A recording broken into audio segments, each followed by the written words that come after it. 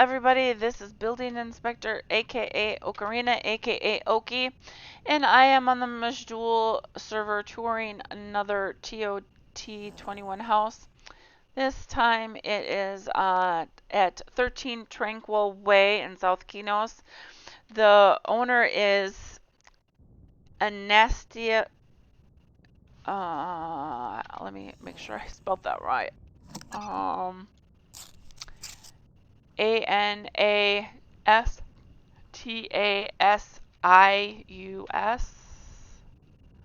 I misspelled it on here. Hold on, let me quick fix it, guys and gals. IUS. Okay. Uh, Anastasius. I don't know how to pronounce it.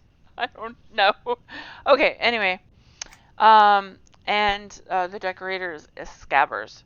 So let's get started, shall we? Thank you for sending me the mail since it wasn't published. I posted on the forums asking people to give me the information so I can do the videos. And let me scroll out since I need to look up the table. So this is from the homeowner, ToT21 Book of the House by Anastasius. I don't know.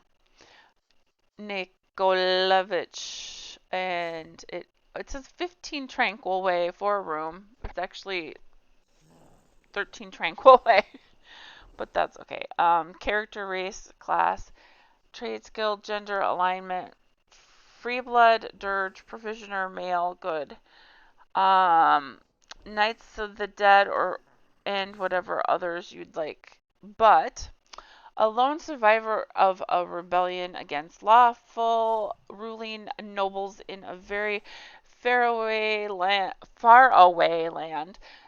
Annas doesn't recall much of it at all due to personal trauma and the mysteries of crossing over. But the constellations of Norath and its two moons are different. That much is known. What little Annas remembers of a prior life involve opulence, wealth, power, and nothing but good news all the time.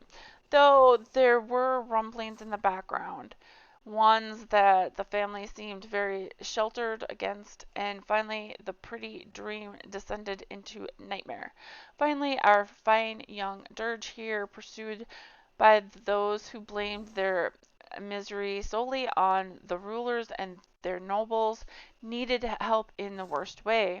When the first ones to offer aid on Norath turned out to be rather cool and distant, that wasn't an issue so much as the extent of the changes that they'd offered her. In desperation, she took them up on all, changing far more than just the forms of her prior names.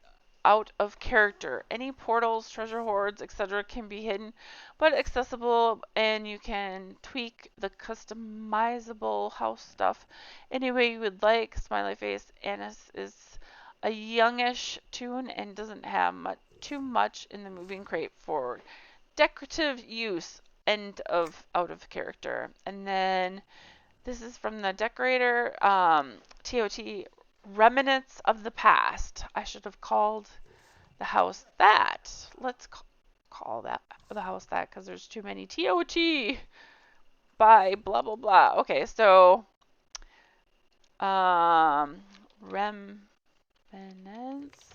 of the Past, and then I can still say by Scabberss, and then change that. Okay. Oops. I have to change one thing here. Owner part. There we go. All right. Now we're good to go. All right. Head to page 6 if you'd like to hear my thoughts instead of the story. Sorry in advance, I got a bit carried away. The home felt welcoming and warm, its candlelit sconces flickering against the walls, even though the memories of the past seemed to fade. From Anastasius's memory, he couldn't help but feel comfort stepping into the living space. Warm tones of orange and burgundy stared back at him. The pleasant smell of apple pie filtered throughout the home. Yes, this was home. Walking up the stairs to his left, he opened the doors and found himself within the bedroom. Windows adorned with black velvet curtains, shelves filled with books, and a lone mandolin told stories of both the past and the present. A small smile crept across his lips, but hidden by the mask. He felt the cool breeze of autumn brush against his figure, where the curtains swayed in the wind. The sudden sound of the crashing vase alerted his attention. Turning towards the door, he sighed to himself. Those damned rats must be knocking over my plant vases, he thought to himself. Leaving the bedroom in irritation, he quickly walked down the stairs that led to the basement door. Descending down the stairs that led to the basement, he felt his head ache from the screams that echoed in his mind. His vision was blurred. The sight of white was white before him. A cold sweat covered his forehead underneath the mask. Feeling dizzy where he stood, his eyebrows furrowed with confusion. What was this feeling of anxiety? This rush of uneasiness? Holding onto the railing, he cautiously continued forward. Knocking down the thick spiderwebs, he saw what seemed like dancing shadows. Squinting his eyes, the dirge began walking along the left of the room, where his hand frantically touched the cold stone wall. Eventually feeling a switch, he turned on the lights. Among the broken vases that littered the floor, a white apparition stood in the back of the basement. Shadows spewed outwards from beneath the entity's feet. Candles floated grimly within the dark aurora, illuminated by the once pure white chandeliers. Green light covered the cold ruins wall, reflecting onto Anastasius's armor. Unsheathing his dagger, he glared at the unknown entity. Raising their eyebrows at the dirge, the entity laughed at his reaction. The ghost's chuckle then manifested into crazed laughter, echoing within the depths of Anastasius's mind.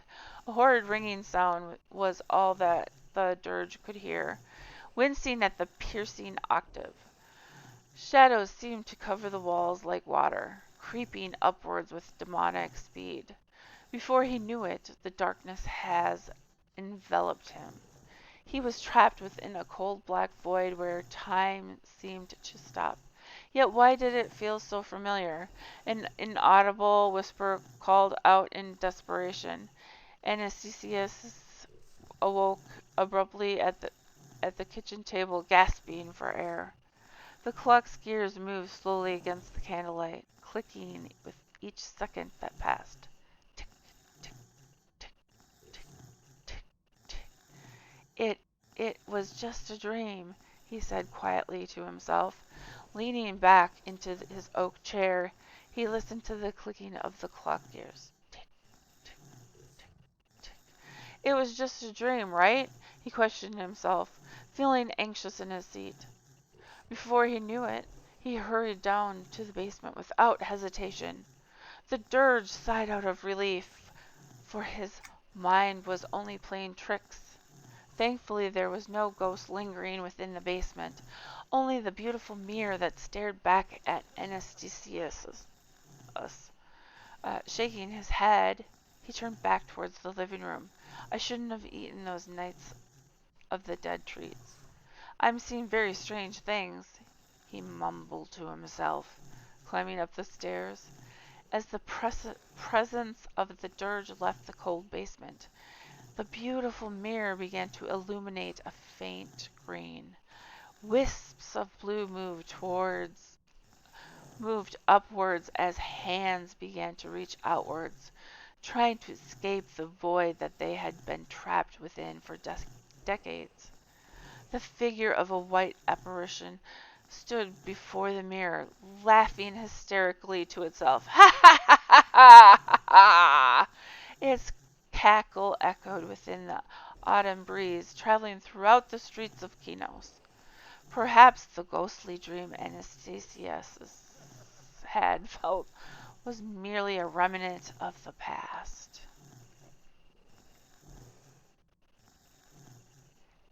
Out of character. Sorry for the long story. I got carried away there. Tongue sticking out. Alright, not gonna lie. I needed to reread your book a lot to help create this home. This was a challenge, but a challenge that was very fun. I wanted a home to look very welcoming and warm. A nice, cozy home to come back to after a long day of adventuring. Since Anastasius is a provisioner, I figured he'd like to come home and bake/cook as his hobby. As for the basement, I knew I wanted it to completely contrast the rest of the premises. Perhaps the mirror downstairs has some sort of connection to Anastasius' past. Or perhaps the mirror is cursed? Shrug. Again, I really hope you like what I did with your house. Thank you for allowing me to take the time to decorate it for you for this fun house swap. Happy Nights of the Dead, Scabberss. Alright. Is that, oh good, that's not something to read to. Added some windows. I like the windows on the sides of the doors and the mail slot. I think I did read that. Okay. Ooh, I like what you did to make the cake. That's cool. Oh, and what's this? Oh, it's a Frankenstein. It's cute.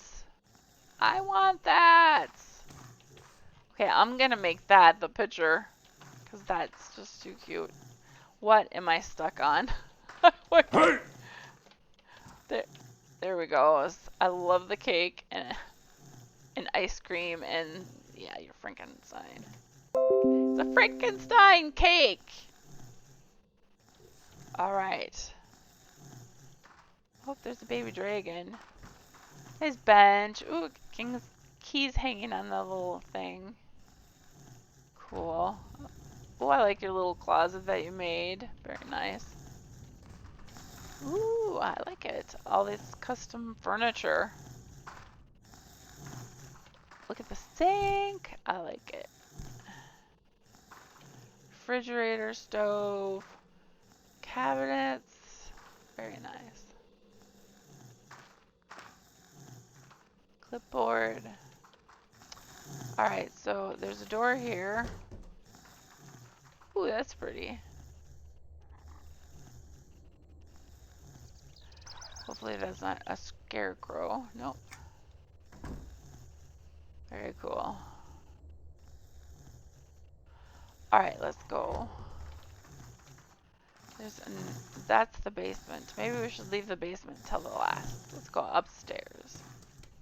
Like how you skinned this house. Very nice. I want these doors. It's a house item. You feel a nice cool breeze.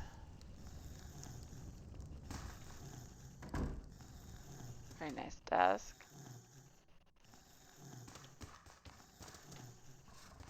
Nice bed. Okay. I don't need to read that. Oh, I like your headboard. Custom bookcase even. Ooh, custom fireplace. Lots of books. Custom couches. Very nice. Okay.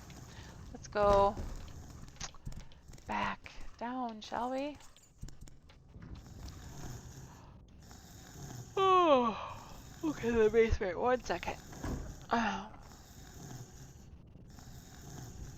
It's now 5:30 in the morning. No sleep. Ooh, cobwebs. Oh, and it screamed at me. It's very foggy. boxes. I like that. That's cool.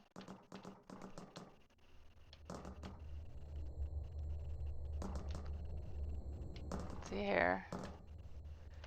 Didn't say anything. Oh, I like that. That's cool.